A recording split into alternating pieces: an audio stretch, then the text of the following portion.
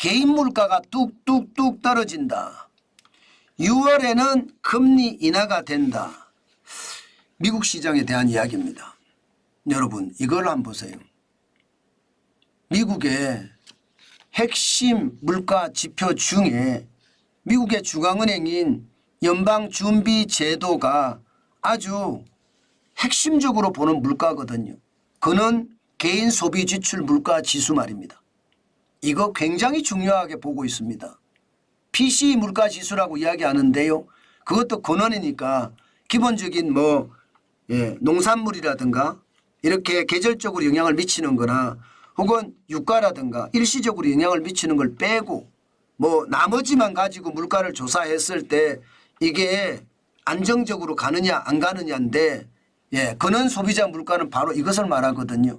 그런데 지금 보면 2월 달에 2.8%까지 떨어졌습니다. 1월 달에도 2.8%였습니다. 이게 많았을 때가 2022년 2월이었는데 그때는 5.4%였거든요. 2.8%까지 떨어지니까 기본적으로는 물가가 잡혀간다 이렇게 보는 것 같습니다. 연방준비제도 의장이 제롬 파월 연방준비제도 의장입니다. 이 제롬 파월은요 뭐라고 이야기했느냐. 물가가 울퉁불퉁하다. 스테키라고 하죠. 스테키. 끈적끈적하다. 이렇게 이야기를 하지만 결국은 목표 물가인 2%를 달성하는 게 쉽겠다. 그렇게까지 이야기하고 있는 정도입니다. 저는 조금 생각이 다르지만요. 일단 말입니다. 2% 목표 물가를 가는 데는 이상이 없다. 이렇게 이야기하고 있는 듯합니다. 게다가 말입니다. 근원이라는 핵심 물가 지표가 2% 시장의 기대치만큼만 딱 올라갔다는 것. 이게 시장에 어떤 훈풍을 불러올 수 있는 어떤 단서라면 이게 개인 소비 지출 전체 PCE 물가 지수는 약간 올랐습니다. 2024년 1월에 2.4%가 2월에는 2.5%로 올랐거든요. 올라도 시장의 기대치만큼 올랐다. 그래서 2% 목표 물가를 가는 데는 이상이 없다. 시장은 그렇게 해석을 하더라고요. 2022년 6월에 6.8%보다는 월등하게 낮아졌으니까요. 그래서 말입니다. 지금 시장에서는요. 연방준비제도 미국의 중앙은행이 예상했던 대로 금리 3번을 인하한다. 그 3번을 인하하는 그 첫 시점이 지금 6월이 아니겠느냐. 물가가 이렇게 시장의 기대치와 어울리게 가고 있고 제롬 파월 연방준비제도 의장도 목표 물가 2% 가는 데는 이상이 없다. 이렇게 이야기하니까 6월에는 금리 인하를 할 거다. 이렇게들 예측하는 겁니다. 폭은 말입니다. 지금 현재까지는 5.5%가 기준 금리인데 아마 0.25% 내리지 않을까 그렇게 예상을 합니다. 사실 금리가 0.25% 내린다고 하더라도요. 시장에 미치는 파장은 굉장히 클 겁니다. 금리가 내린다는 이야기니까. 금리가 내리기 시작했다는 이야기니까 시장에서는 굉장히 파장이 클 거고요. 그렇게 되면 시장이 안 그래도 지금 말입니다. 안 그래도 S&P 500 지수부터 시작해서 다우산업지수, 나스닥 지수 사상 최고치를 계속하고 있는데 더 올라가지도 않을까 이렇게까지 시장은 예측하고 있습니다. 그만큼 말입니다. 물가가 지금 굉장히 시장에 많이 영향을 미치고 이제 물가를 통제할 능력이 생겼다. 지금 시장은 이렇게 보고 있는 겁니다. 그런데 과연 그럴까? 저는 그런 생각은 조금은 해봅니다. 왜냐하면 말입니다. 왜냐하면 이게 근원 소비자 물가가 완전히 떨어진 것은 아니고요. 1월과 2월에 2.8%, 2.8% 같이 유지를 했잖아요. 이것을 유지하고 있는 것도 그렇고요. 또 PCE 물가 근원은 말고요. PCE 개인 소비지출 물가는 0.1%포인트가 올라섰단 말입니다.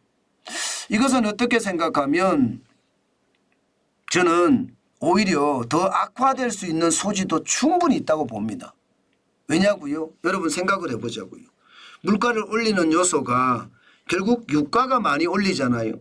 중동의 안정이 쉽지 않다는 것. 예, 지금도 중동의 안정이 안 되고 불안하다는 것을 감안을 해야 되고요. 여기에다가 러시아 우크라이나 전쟁은 더 강도가 세지는 모양새거든요. 그러면 전쟁의 위협, 다시 말해서 지금 벌어진 위기가 더 강화될 가능성이 저는 높다고 보는 거고요. 여기에다가 중국의 상황이 저는 예상보다 좋지 않다고 봅니다. 그렇기 때문에 중국이 예전처럼 말입니다. 팡팡 돌아간다고 그렇게 이야기하기는 쉽지 않은 것 같아요. 돈을 풀면서 말입니다. 중국을 돌리려고 할 텐데 이 돌리는 와중에 이게 공급망 자체에 문제가 생기지 않을까요? 돈을 많이 풀어서 중국 산업을 돌리기 시작하면 원자재 가격은 또 올라가거든요. 게다가 일본의 상황도 사실 통화정책을 변경시킨 다음에도 슈퍼엔저가 안 떨어지기 때문에 금리를 더 올린다는 이야기를 한단 말입니다. 일본이 금리를 더 올린다는 이야기가 나오게 되면 결국 슈퍼엔저가 점점 가라앉을 수가 있고요. 미국으로 수출하는 제품의 가격이 지금까지는 쌌지만 높아질 수도 있거든요. 저는 이런 것까지 감안을 해보면 이게 스테키라고 이야기하는데요. 물가가 쉬 떨어질 것 같지는 않거든요. 다시 말해서 2.5%가 갑자기 2% 밑으로 뚝 떨어진다든가 당분간은 그럴 일이 없을 것 같아요. 게다가 미국의 대통령 선거를 앞두고 돈을 자꾸 푸는 모양새거든요. 그런 모양새이기 때문에 전체적으로는요. 결국 물가가 저는 2%, 2.3% 사이에서 움직이면서 길게 갈 거라고 봅니다. 이것은 어떻게 생각하면 고물가가 계속 간다는 이야기입니다. 그렇게 되면 여러분 금리 인하도요. 예상만큼 3번 인하한다. 원래 그렇게 이야기했지만 쉽지 않아 보입니다. 이거 굉장히 경계감을 가지고 봐야 되는 지표 중에 하나입니다. 만약에 3번을 안 한다 이렇게 되면 아마 경제는요. 더 꼬꾸라질 수가 있고요. 이게 금리를 만약에 올리는 순간이 생기잖아요. 그러면 위험의 강도는 훨씬 세질 겁니다. 그렇기 때문에 여러분 이거 우리가 굉장히 유심히 봐야 됩니다. 사실 대한민국 경제는 대한민국만의 경제가 아니잖아요. 대한민국은 수출 중심 국가이기 때문에 중국의 경제, 유럽의 경제, 미국의 경제, 동남아의 경제 우리는 지속적으로 관찰해야 되고요. 그 세계 경제가 어떻게 돌아가는지 따라서 대한민국 경제가 달라지기 때문에 저는 미국의 경제가 굉장히 중요하다고 생각합니다. 미국이 세계 경제를 돌리는 원동력이잖아요. 그래서 미국이 소비자 물가가 2% 쉽게 맞춘다고 이야기하지만 약간 의심을 가지자. 제가 오늘 결론은 그렇습니다. 사실 제롬 파월 연방준비제도 의장은요. 2020년에 물가 올라가는 거 일시적이다 착각했어요.